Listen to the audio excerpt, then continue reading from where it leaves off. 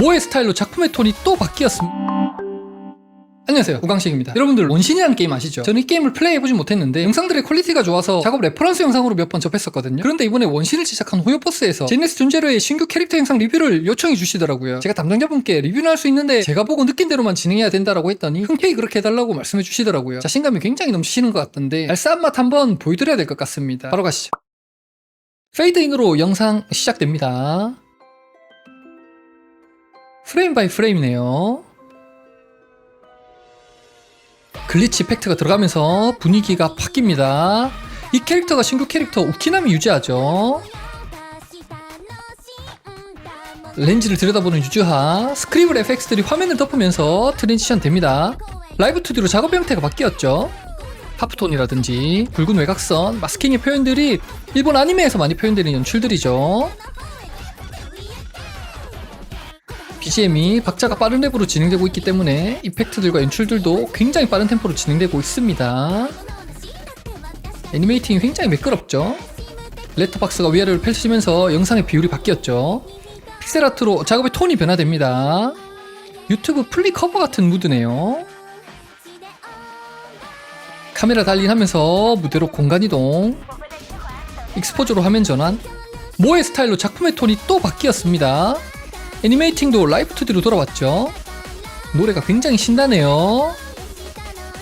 캐릭터를 카메라에 너무 가까이 연출해서 그런 것 같기도 한데 라인을 사용한 방법이라든지 엣지의 마감 등이 앞에서 진행된 아트웍들에 비해서 퀄리티가 살짝 아쉬운 듯한 느낌은 있는 것 같아요. 이 부분은 영화 샤이닝의 오마주 장면이죠. 이펙트가 터지면서 앞부분에 사용됐던 연출들이 반복됩니다. 이 영상의 길이가 3분 정도 될 것 같은데 뮤직비디오 형식 영상은 모든 샷들을 새롭게 작업하기가 힘든 경우도 있기 때문에 이런 식으로 연출을 하곤 하죠. 글리치 효과가 일어나면서 카메라가 픽셀 공간으로 달리긴 합니다. 또 한 번 픽셀 아트 스타일이 나오는데 이번엔 레트로 무드의 게임 연출이죠. 유즈아가 거대하게 등장한 부분도 그렇고 로봇을 타고 있는 이런 형태도 그렇고 스테이지의 보스로 표현이 되고 있는 것 같습니다. 스테이지를 클리어하지 못했을 때 나오는 게임의 연출이죠. 카운트다운이 진행됩니다. 숫자들의 회전축이 중심에서 살짝 빗나가 있는 것처럼 보이죠. 게임이 오버되고 게임 밖으로 화면이 전환되었습니다. 게임 속에서 다른 캐릭터들과 대립하는 내용이 유즈아 본인의 이야기였던 것 같죠. 새로운 캐릭터가 등장합니다. 빛이 들어오면서 페이드 아웃. 손을 내민 캐릭터는 유즈아의 베프 앨리스입니다. 어린 시절부터 함께 왔다는 것을 보여주고 있네요. 배경 쪽의 드로잉들도 다소 어두운 요소에서 밝은 요소로 변하는데 캐릭터가 긍정적으로 바뀌었다는 메타포로 사용된 것 같죠. 다시 한번 모의 스타일의 아트웍으로 변화됩니다. 요번에 새롭게 출시한 수영복 스킨이죠. 즐겁게 시간을 보내는 캐릭터들, 익스포저를 활용한 트랜지션, 또 한 번 익스포저를 활용해서 폭죽의 빛으로 화면 전환합니다. 유즈아의 손에 들려있는 카메라 시점의 POV 샷입니다. 셔터가 닫히면서 사진으로 트랜지션, 또 한 번 픽셀아트로 전환됐죠. 앞부분에 나왔던 픽셀아트와 같은 연출인데 유즈아가 항상 됐던 CD 플레이어와 게임기는 그대로인데 유즈아는 안 보이네요. 창밖 해가 아래로 떨어지면서 밤으로 무드가 바뀌었습니다. 글리치 이펙트를 주면서 제네스 존제로로와 함께 영상은 끝이 납니다. 자, 시작 부분입니다. 처음 시작할 때 포커스는 방부와 관련된 내용이라든지 다른 캐릭터의 티저 같은 영상이 나오는 전광판에 맞춰서 시청자들에게 상황 설명을 한번 해주고 그 다음 포커스를 신호등으로 맞춰서 영상의 배경을 설명해주고 있죠. 지금 이 보행자 신호의 가방 애니메이션에 덜끄덕거리는 듯한 애니메이션이 보이네요. 넘어갈게요. 프레임을 하나하나 그리는 프레임 바이 프레임 기법으로 제작이 되었죠.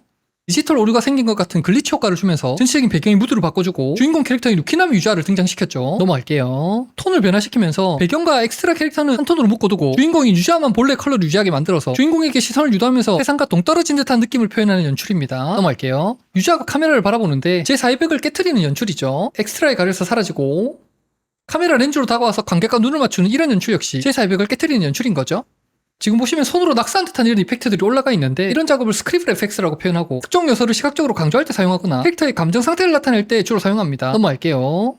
스크리블로 화면을 채우고 트랜지션. 보시면 캐릭터 애니메이팅도 프레임 바이 프레임에서 라이브 2D로 변환됐고 캐릭터의 외곽 테두리를 만들어주는 부분이라든지 이런 하프톤의 표현들을 보면 코믹스 감성을 표현한 아트웍이죠. 외곽의 흰 테두리들은 감성을 표현하기에도 좋지만 이런 복잡한 배경에 캐릭터가 묻히지 않도록 도움이 되는 부분이죠. 넘어갈게요. 역시나 하프톤을 사용한 코믹스 스타일. 화면의 중심부가 갈라지고 좌우로 그 다음 화면이 등장하는 것을 센터 와이프 트랜지션이라고 부르기도 하는데 기본적인 트랜지션의 형태 중 하나죠. 넘어갈게요. 트랜지션의 형태를 제외하고 나머지는 비슷한 내용입니다. 순간적으로 아트웍의 색감과 톤을 바꿔서 굉장히 강렬한 인상을 주고 있는데 캐릭터가 각성하거나 변하는 느낌의 연출은 아닌 것 같고 빠른 템포의 영상의 호흡을 맞추고 시청자의 주의를 끌기 위해 표현한 연출인 것 같습니다. 넘어갈게요. 빠른 템포의 BGM에 맞춰서 화면들도 빠르게 전환되고 스크립트 FX들도 굉장히 화려하게 진행됩니다. 계속해서 라이브 2D 애니메이팅으로 진행되고 있는데 손끝 부분이라든지 입모양이라든지 디테일이 굉장히 좋은 것 같습니다. 지금 샷을 보시면 영상의 위쪽과 아래쪽의 레터박스가 위아래로 벌어지면서 영상의 비율을 바꾸는 재밌는 연출이 들어가 있죠.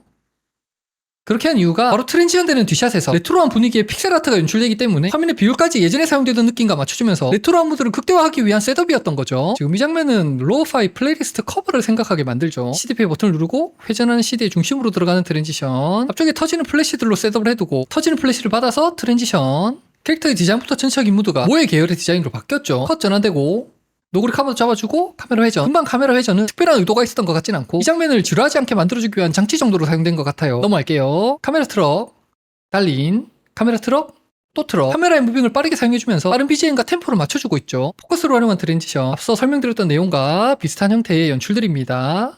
카메라를 빠르게 회전시켜서 발생한 모션 블러로 트랜지션하는 위펜을 사용했죠. 지금 이 장면은 스탠리 큐브릭 감독의 공포영화 샤이닝을 오마주한 장면입니다. 스크립트 FX로 트랜지션, 스크립트 FX를 올려두고 그 중에 하나를 마스킹으로 활용한 트랜지션이죠. 넘어갈게요.